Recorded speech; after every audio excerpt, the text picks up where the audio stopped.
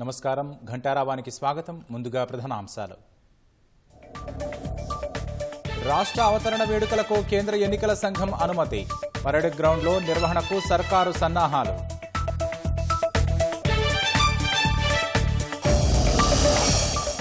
Engineering, polytechnic కోర్సుల్లో ప్రవేశాల schedule విడుదల. Convener ద్వారానే ఆన్లైన్లో ఇంటర్నల్ స్లైడింగ్కు నిర్ణయం.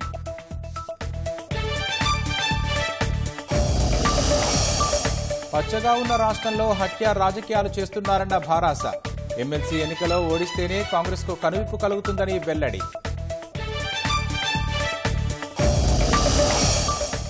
భారాస శివ రాజకీయాలు దురదృష్టకరమన్న మంత్రి జూపల్లి. తప్పుడు ఆరోపణలకు తీవ్ర చర్యలుంటాయని హెచ్చరిక.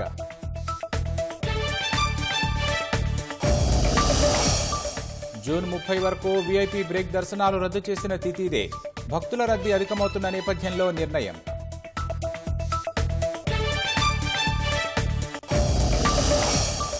ఆరో విడత సార్వత్రిక ఎన్నికల్లో పోలింగ్ శాతం పెంపుపై సీఈసీ దృష్టి. ఓటింగ్పై ఉదాసీనత వైఖరిని వీడాలని ప్రజలకు విజ్ఞప్తి. వియత్నాం రాజధాని హనోయిలో అగ్ని ప్రమాదం. అపార్ట్మెంట్లో చెలరేగిన మంటలు, 14 మంది మృతి.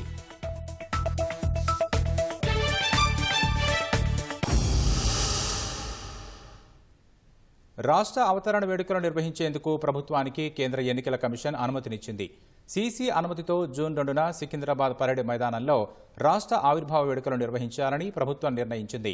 ముఖ్యమంత్రి రేవంత్ రెడ్డి గన్ పార్క్లోని అమరవీరుల స్తూపం వద్ద నివాళి అర్పించి పరేడ్ గ్రౌండ్స్ వెళ్లనున్నారు. అవతరణ ఉత్సవాలకు కాంగ్రెస్ అగ్రనేత సోనియా గాంధీతో పాటు ఉద్యమకారులను ఆహ్వానించి సన్మానించాలని ఇటీవల మంత్రివర్గం తీర్మానించింది. జయ జయ హే తెలంగాణ గీతంతో పాటు సవరించిన రాష్ట్ర చిహ్నం తెలంగాణ తల్లి రూపాన్ని అదే రోజున ఆవిష్కరించే అవకాశం ఉంది. జూన్ 4 వరకు ఎన్నికల కోడ్ అమల్లో ఉన్నందున వేడుకల నిర్వహణకు అనుమతి ఇవ్వాలని ప్రభుత్వం ఈసీని కోరింది. కేంద్ర ఎన్నికల కమిషన్ అనుమతి ఇవ్వడంతో అవతరణ వేడుకలపై వివిధ శాఖల అధికారులతో ప్రభుత్వ ప్రధాన కార్యదర్శి శాంతికుమారి సమీక్ష నిర్వహించారు. పరేడ్ గ్రౌండ్స్ వద్ద రోడ్డుకు ఇరువైపులా రంగురంగుల జెండాలతో అలంకరించాలని జీహెచ్ఎంసీకి సీఎస్ తెలిపారు.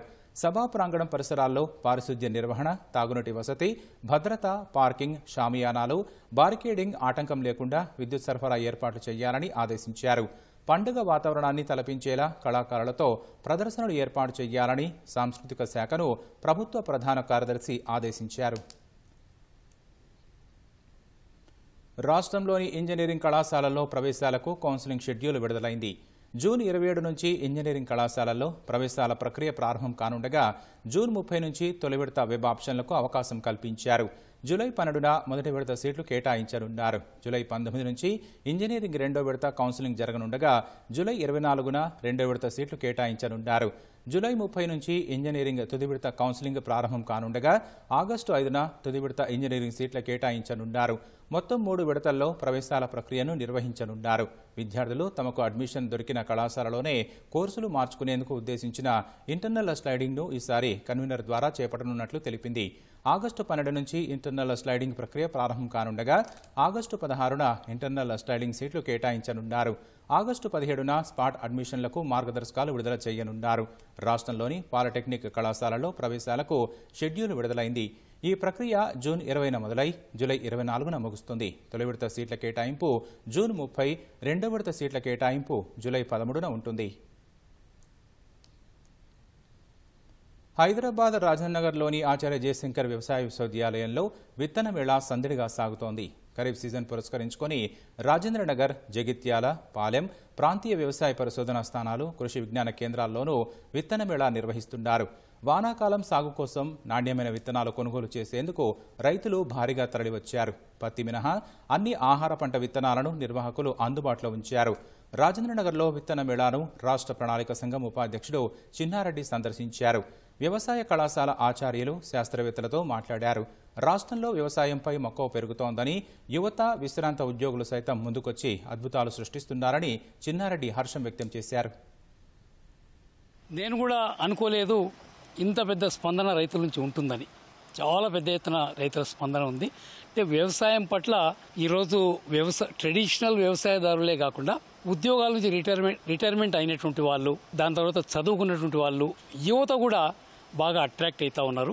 ఇలా మనకు ఖరీఫ్ ప్రణాళిక చూస్తే దాదాపు 66 లక్షల ఎకరాలు వరి పండించాలని, ఒక 60 లక్షల ఎకరాల్లో పత్తి పండించాలని. మా ఉద్దేశంలో మొక్కజొన్న కూడా చాలా ప్రాధాన్యత ఇవ్వాలని నేను మనవి చేస్తూ ఉన్నాను.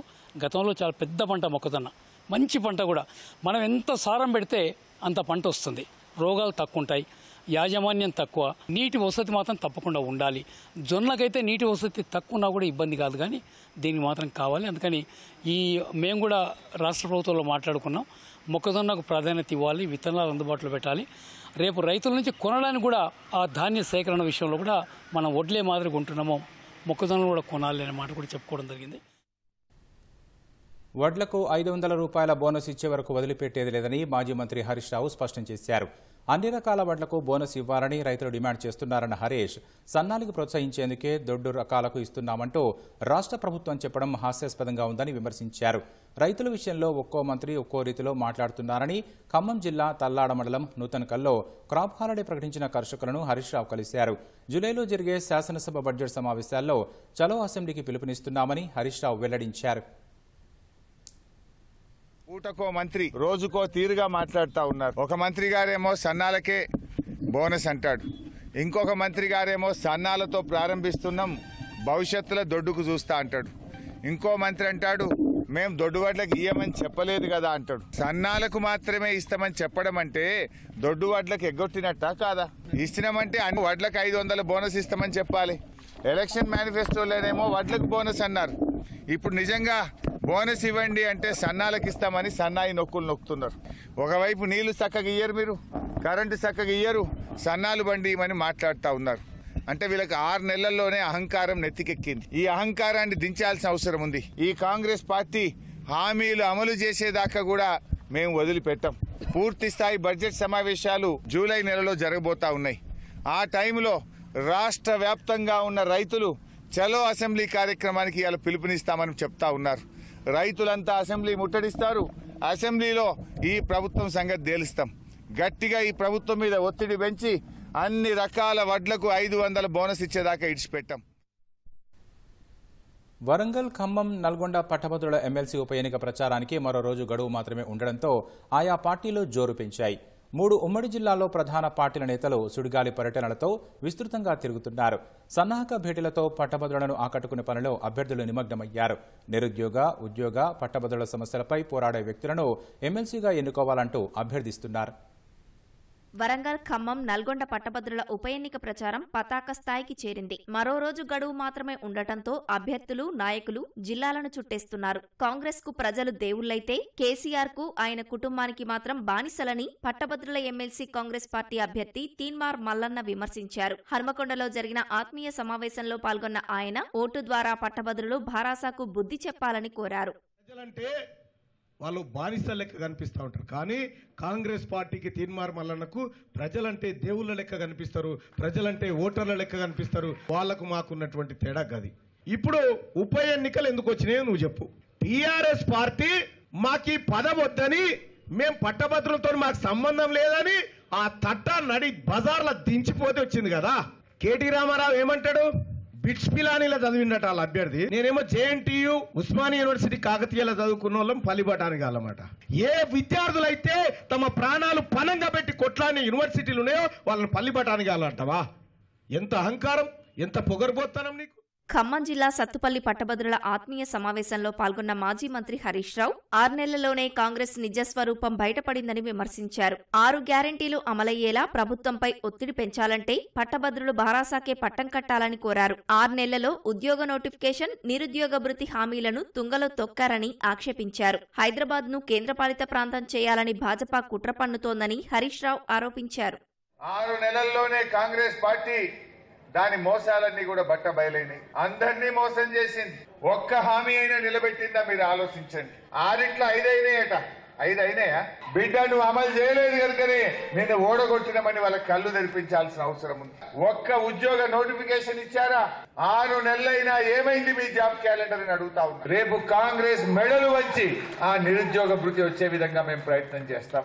రేపు మేము పోరాటం చేయాలంటే ప్రశ్నించే గొంతు రాకేష్ ని గెలిపిస్తే రేపు మేము గట్టిగా కొట్లాడగలుగుతాం. ప్రజాపక్షాన నిరంతరం పోరాడే భాజపా అభ్యర్థిని ఎమ్మెల్సీ ఎన్నికల్లో గెలిపించాలని ఆదిలాబాద్ ఎమ్మెల్యే పాయల్ శంకర్ విజ్ఞప్తి చేశారు. జనగామ జిల్లా స్టేషన్ గన్పూర్లో నిర్వహించిన సమావేశంలో హామీలను వంచిన కాంగ్రెస్ పార్టీకి బుద్ధి చెప్పాలని కోరారు. ఆర్ఆర్ ట్యాక్స్ పేరుతో తెలంగాణలో డబ్బులు వసూలు చేసి ఢిల్లీకి తరలిస్తున్నారని సాక్షాత్తు మోదీ, అమిత్ షాలు తెలిపారని ఈటెల రాజేందర్ అన్నారు. మహబూబాబాద్ జిల్లా తొర్రూరులో పట్టభద్రుల ఎమ్మెల్సీ ఎన్నికల ప్రచారంలో పాల్గొన్న ఈటెల నిరుద్యోగులను మోసం చేసిన ఘనత భారాస కాంగ్రెస్ కు దక్కుతాయని విమర్శించారు. తప్పకుండా రాబోయే కాలంలో ఇవాల్టి ప్రభుత్వంలాగా 4 నెలల కాలంలోనే 4,000 కోట్ల అక్రమ సంపాదనతో రాజకీయం చేసే ప్రయత్నం చేస్తున్నాడు. కానీ భారతీయ జనతా పార్టీ రేపు రాబోయే కాలంలో మోడీ గారు ఎట్లయితే బతికితే దేశం కోసం బతుకుతా, మరణిస్తే దేశం కోసమే మరణిస్తా అని చెప్పిన మోడీ గారు ఆయన వెలుగులో రేపు తప్పకుండా ప్రజల ఆశీర్వాదంతో ఇప్పటికే ప్రజలకు యాసకు వస్తుంది. 10 సంవత్సరాల కేసీఆర్ పరిపాలన విసుగుపోయిండ్రు, ఆ పార్టీని బొందబెట్టిండ్రు. 6 నెలలు తిరగకముందే ఇక్కడ రేవంత్ రెడ్డి ప్రభుత్వం కూడా మోసం చేసిందని చెప్పి ఇప్పటికీ అనుకుంటా ఉన్నారు. మేము వింటున్నట్టు కనుక పడితే 100% గెలిచేది భారతీయ జనతా పార్టీ. ఈ గెలుపు రేపటి ఎమ్మెల్సీ గెలుపు నాంది పలకాలి. రేపటి ఎమ్మెల్సీ గెలుపు రేపు తెలంగాణ గడ్డ మీద భారతీయ జనతా పార్టీ అధికారం రాబోతుంది. ఈ సమస్య పరిష్కరించే బాధ్యత తీసుకుందని చెప్పి మీకు విజ్ఞప్తి చేస్తూ సెలవు తీసుకున్నా. భారాస ప్రభుత్వం ప్రతిష్టాత్మకంగా మొదలుపెట్టిన టిమ్స్ ఆసుపత్రుల నిర్మాణాలపై మంత్రి కోమటిరెడ్డి వెంకటరెడ్డి విషం చిమ్మడం బాధాకరమని మాజీ మంత్రి హరీష్ రావు అన్నారు. జనాభా అవసరాలకు అనుగుణంగా అత్యాధునిక నాణ్యమైన వైద్యాన్ని పేదలకు అందించే లక్ష్యంతో హైదరాబాద్ నలువైపులా టిమ్స్ ఆసుపత్రుల నిర్మాణం ప్రారంభిస్తే 5 నెలలుగా వాటి పనులు పర్యవేక్షణను గాలికొదిలేశారని హరీష్ మండిపడ్డారు. ఎల్బీనగర్ టిమ్స్ ఆసుపత్రిని G+14 అంతస్తులతో చేపడితే 27 అంతస్తులని చెప్పడం మంత్రి కోమటిరెడ్డి అవగాహన రాహిత్యానికి నిదర్శనమని హరీష్ విమర్శించారు. ఎక్కువ అంతస్తులు ఉంటే రోగులు ఇబ్బంది పడతారంటున్న మంత్రికి జైపూర్లో నాటి రాజస్థాన్ కాంగ్రెస్ సీఎం అశోక్ గెహ్లోట్ చేపట్టిన 24 అంతస్తుల ఆసుపత్రి, ఇండియా కూటమి భాగస్వామి ఢిల్లీ సీఎం అరవింద్ కేజ్రీవాల్ ఢిల్లీలో నిర్మిస్తున్న 22 అంతస్తుల ఆసుపత్రి ఎందుకు కనిపించలేదని హరీష్ ప్రశ్నించారు. కాంగ్రెస్ 6 నెలల పాలనలో హత్య రాజకీయాలకు పాల్పడడమేనా మార్పు అని మాజీ మంత్రి కేటీఆర్ విమర్శించారు. ఏరికోరి తెచ్చుకున్న ప్రభుత్వం పచ్చని రాష్ట్రంలో చిచ్చుపెట్టి ఫ్యాక్షన్ రాజకీయాలను ప్రోత్సహిస్తోందని దేవరకొండలో మండిపడ్డారు. పట్టభద్రుల ఎమ్మెల్సీ ఉప ఎన్నిక ప్రచారంలో పాల్గొన్న ఆయన రేవంత్ సర్కార్ లక్ష్యంగా విమర్శలు గుప్పించారు. తెచ్చుకున్న ఈ 6 నెలల్లో ఏం జరిగింది దయచేసి మా విద్యావంతులైన మా తమ్ముళ్ళు మా చెల్లెళ్ళు ఆలోచించాలని నేను కోరుతాను. ఏం జరిగింది కొల్లాపూర్లో? నిన్న మొదటిది కాదు, కాంగ్రెస్ ప్రభుత్వం వచ్చినాక మార్పు మార్పు మార్పు అని వచ్చిన ప్రభుత్వంలో రెండో మర్డర్ బొడ్డు శ్రీధర్ రెడ్డి అనే ఒక బీఆర్ఎస్ పార్టీ సీనియర్ నాయకుడు పండుకుంటే బయట ఇంటి బయట వండుకుంటే ఎండాకాలం అని మంచం మీద గొడ్డలతో మెడ నరికి చంపేసి. తెలంగాణలో ఇదివరకు ఈ దిక్కుమాలిన సంస్కృతి లేదు. ఈ చంపుకునుడు, పొడుచుకునుడు, గొడ్డలతో నరుక్కునుడు ఇట్లాంటి దిక్కుమాలిన సంస్కృతి అయితే లేదు. ఇవాళ ఫ్యాక్షన్ సంస్కృతిని కూడా తెచ్చి హత్యా రాజకీయాలను కూడా తెచ్చి దారుణమైన అవతల వాళ్ళు అవసరమైతే నరికేయాలి, ఏదో ఒక ఫేక్ కేసు అని పెట్టాలి, ప్రత్యర్థులను వేధించాలనే ఒక దిక్కుమాలిన దిగజారుడు రాజకీయాన్ని తీసుకొచ్చిండు రేవంత్ రెడ్డి గారు, కాంగ్రెస్ ప్రభుత్వం. భారాస హత్య రాజకీయాలు చేయడం దురదృష్టకరమని ఎక్సైజ్ శాఖ మంత్రి జూపల్లి కృష్ణారావు విమర్శించారు. కొల్హాపూర్ నియోజకవర్గంలో నిన్న జరిగిన భారాస నేత హత్యతో తనకు ఎలాంటి సంబంధం లేదని మంత్రి స్పష్టం చేశారు. పూర్తి వివరాలు తెలియకుండా హత్యలో తన హస్తం ఉందని మాజీ మంత్రి కేటీఆర్ ఎలా మాట్లాడతారని ప్రశ్నించారు. ఈ హత్యపై పూర్తి విచారణ చేయిస్తామని తెలిపారు. తాను భారాసాను వీడినప్పటి నుంచి ఆ పార్టీ నేతలు తనపై కక్ష సాధింపు చర్యలకు పాల్పడుతున్నారని మంత్రి ఆరోపించారు. తప్పుడు ఆరోపణలు చేస్తే పరువు నష్టం దావా వేస్తానని హెచ్చరించారు. తెలుసుకుందాం, పూర్తి వివరాలు తెలియనియండి అని ఆయనే అంటున్నాడు. మరి పూర్తి వివరాలు ఏం జరిగిందో తెలియకుండా జూపల్లి ప్రోద్బలం ఉంది, హస్త ఉందని ఆరోపణ చేస్తుందంటే మరి ఎంత నిజాయితీ ఉందో ఇక్కడనే అర్థమవుతా ఉంది. నేను చెప్పాల్సిన అవసరం లేదు. ఈరోజు అసలు వీళ్లకు నేను సమాధానం చెప్పాల్సిన అవసరం లేదు వాస్తవంగా. ఎందుకంటే వీళ్ళకి నైతిక విలువలు లేవు, నన్ను ప్రశ్నించేటువంటి నైతిక అర్హత కూడా లేదు వీళ్ళెవరికి కూడా. ఎందుకంటే ఇలా కేటీఆర్ సిరిసిలో మనందరం చూసినాం, నేరేళ్లలో దళిత కుటుంబాలని అక్రమంగా ఇసుక తరలిస్తూ ఉంటే ఎంత దారుణంగా ఘోరంగా హింసించి వాళ్ళని భయభ్రాంతి చేసి ఎంత ఘోరంగా చేసిండ్రో మర్డర్ చేయడం అంటే లిటరల్గా అది ఇవన్నీ కూడా మళ్ళీ చెప్పాల్సిన అవసరం మీకు అందరికీ తెలుసు నాకంటే బాగా. అసలు అటువంటి వ్యక్తి అలా మీకు మాట్లాడేటువంటి నా పైన మాట్లాడేటువంటి అర్హత ఉందా అని నేను ప్రశ్నిస్తా ఉన్నా. వేసవి సెలవులు ముగింపు దశకు వస్తున్న వేళ తిరుమల కొండ భక్తులతో కిటకిటలాడుతోంది. శ్రీవారిని దర్శించుకునేందుకు భక్తులు పోటెత్తుతున్నారు. ఎస్ఎస్డీ టోకెన్లు లేకుండా సర్వదర్శనం చేసుకునేందుకు భక్తులు నిరీక్షిస్తున్నారు. శ్రీవారి దర్శనానికి వచ్చిన భక్తులతో వైకుంఠం క్యూ కాంప్లెక్స్లో నారాయణగిరి ఉద్యానవనాల్లో నిర్మించిన షెడ్లు నిండిపోవడంతో బాహ్య వలయ రహదారిపై కిలోమీటర్ల మేర బారులు తీరారు. క్యూలైన్లలోకి ప్రవేశించే పురుషులతో పాటు మహిళలు, వృద్ధులు, వికలాంగులు సుదీర్ఘ సమయం శ్రీవారి దర్శనం కోసం వేచి ఉండక తప్పడం లేదు. స్వామి దర్శనం కోసం దాదాపు 24 గంటలకు పైగా సమయం పడుతోంది. భక్తుల రద్దీ అధికమవుతున్న నేపథ్యంలో జూన్ 30 వరకు వీఐపీ బ్రేక్ దర్శనాలను రద్దు చేస్తున్నట్లు టీటీడీ ప్రకటించింది.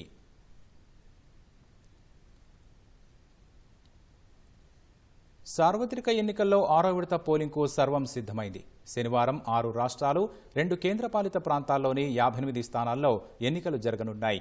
889 మంది అభ్యర్థులు బరిలో ఉన్నారు. 11,13,00,000 మంది ఓటర్ల కోసం 1,14,000 పోలింగ్ కేంద్రాలను ఎన్నికల సంఘం ఏర్పాటు చేసింది. సమస్యాత్మక ప్రాంతాలకు అదనపు బలగాలను పంపింది. లోక్సభ ఎన్నికల 6వ విడత పోలింగుకు రంగం సిద్ధమైంది. శనివారం జరగనున్న ఎన్నికల కోసం కేంద్ర ఎన్నికల సంఘం కట్టుదిట్టమైన ఏర్పాట్లు చేసింది. ఎన్నికలకు కావాల్సిన ఈవీఎంలు, ఇతర సామాగ్రిని పోలింగ్ కేంద్రాలకు పంపింది. 6వ విడతలో 6 రాష్ట్రాలు, 2 కేంద్రపాలిత ప్రాంతాల్లోని 58 స్థానాలకు పోలింగ్ జరగనుంది. ఈ విడతలోనే హర్యానాలో ఉన్న మొత్తం 10 స్థానాలకు, ఢిల్లీలో ఉన్న మొత్తం 7 సీట్లకు ఎన్నిక జరగనుంది. జమ్మూ కశ్మీర్లోని అనంతనాగ్, రాజౌరి లోక్సభ స్థానానికి ఈ విడతలోనే ఎన్నిక జరగనుంది.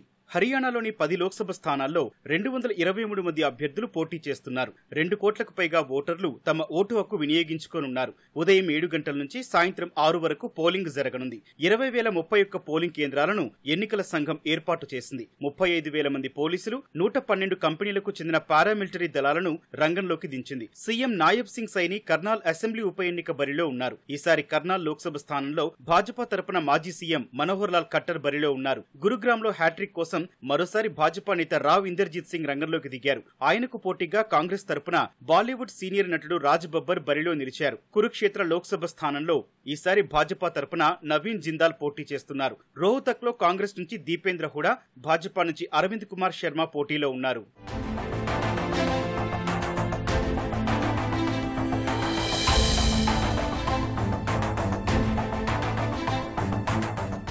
ఢిల్లీలోని 7 స్థానాలకు ఈ విడతలోనే పోలింగ్ జరగనుంది. న్యూఢిల్లీ పోరుపై ఈ దఫా ఆసక్తి నెలకొంది. ఆ స్థానంలో కేంద్ర మాజీ మంత్రి దివంగత సుష్మా స్వరాజ్ కుమార్తె భన్సూరి స్వరాజ్ పోటీ చేస్తున్నారు. ఈశాన్య ఢిల్లీ స్థానంలో హ్యాట్రిక్ సాధించాలని భాజపా నేత మనోజ్ తివారీ తాతాలాడుతున్నారు. ఇక్కడ కాంగ్రెస్ తరపున ఢిల్లీ జవహర్లాల్ నెహ్రూ యూనివర్సిటీ విద్యార్థి సంఘం మాజీ అధ్యక్షుడు కన్నయ్య కుమార్ బరిలో ఉన్నారు. జమ్మూ కశ్మీర్లోని అనంతనాగ్, రాజౌరి లోక్సభ స్థానం ప్రస్తుతం అందరి దృష్టిని ఆకర్షిస్తోంది. మాజీ CM People's Democratic Party PDP అధినాయకురాలు మెహబూబా ముఫ్తీ స్వయంగా బరిలో ఉన్నారు. నేషనల్ కాన్ఫరెన్స్ ఎన్సీ నుంచి మియా అల్తాఫ్, అప్నీ పార్టీ తరఫున జఫర్ ఇక్బాల్ మన్హాస్ రంగంలోకి దిగడంతో త్రిముఖ పోరు కనిపిస్తోంది. కొన్ని సరిహద్దు ప్రాంతాల్లో దాడులు ఎదురయ్యే ప్రమాదం ఉండటంతో అనంతనాగ్లో బహుళ అంచెల్లో భద్రతను ఏర్పాటు చేశారు. 2,338 పోలింగ్ కేంద్రాలను ఎన్నికల సంఘం సిద్ధం చేసింది. 18.36 లక్షల మంది ఓటర్లు ఓటు హక్కు వినియోగించుకోనున్నారు.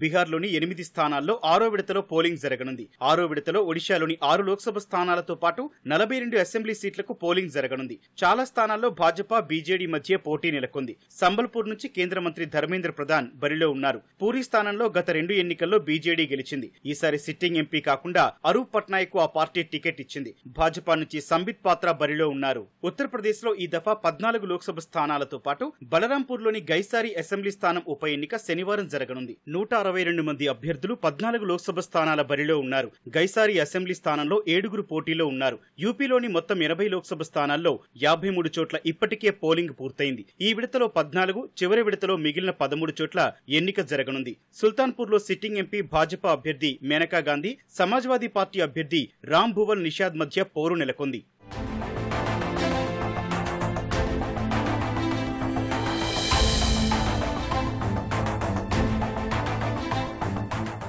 పశ్చిమ బంగాల్లో 6వ విడతలో 8 చోట్ల పోలింగ్ జరగనుంది. పలు చోట్ల భాజపా, తృణమూల్ కాంగ్రెస్ మధ్య పోటీ నెలకొంది. జార్ఖండ్లో రాంచీ, జంషేద్పూర్, గిరిది, ధన్బాద్ నియోజకవర్గాలకు పోలింగ్ జరగనుంది. మొత్తం 93 మంది అభ్యర్థులు బరిలో ఉన్నారు. 82.16 లక్షల మంది ఓటర్ల కోసం 8,963 పోలింగ్ కేంద్రాలను ఎన్నికల సంఘం సిద్ధం చేసింది. సార్వత్రిక ఎన్నికల్లో ఇప్పటి వరకు 428 స్థానాలకు పోలింగ్ ముగిసింది. శనివారం 58 చోట్ల ఎన్నిక జరగనుంది. చివరిదైన 7వ విడత జూన్ 1న జరగనుండగా జూన్ 4న ఓట్ల లెక్కింపు ఉండనుంది. కేరళలోని పలు ప్రాంతాల్లో భారీ వర్షాలు కొనసాగుతున్నాయి. ఆ రాష్ట్రంలోని పలు చోట్ల గడిచిన 24 గంటల్లో సగటున 20 సెంటీమీటర్ల వర్షపాతం నమోదైంది. కుంభవృష్టి నేపథ్యంలో భారత వాతావరణ విభాగం కొట్టాయం, పతనంతిట్ట, ఇడుక్కి జిల్లాలకు ఆరెంజ్ హెచ్చరికలను జారీ చేసింది. రాత్రి కురిసిన వర్షాల కారణంగా కొచ్చిలోని లోతట్టు ప్రాంతాలు నీట మునిగాయి.